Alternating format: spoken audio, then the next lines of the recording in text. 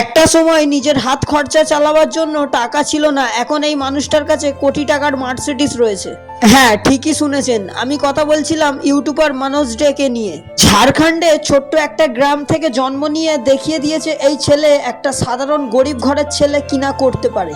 যে ছেলেটার ঘর সংসার চালানো মুশকিল ছিল, বাবা সাইকেলের দোকানে কাজ করে, না ফোন ছিল না ক্যামেরা ছিল, কিন্তু স্বপ্ন ছিল একজন ইউটিউবার হবার।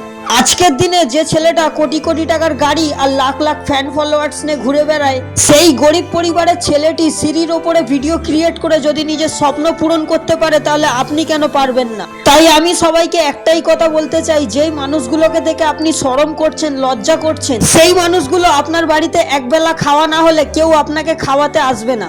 জীবনে যদি মাথা উঁচু করে বাঁচতে চান, তাহলে শরম লজ্জার কথা ভুলে যান। একটা ইউটিউব চ্যানেল খুলে নিন আর নিজের মোবাইলটা নিয়ে ব্লগিং করা শুরু করে দিন, দেখবেন একদিন না একদিন ঠিক সাকসেস হয়ে যাবেন।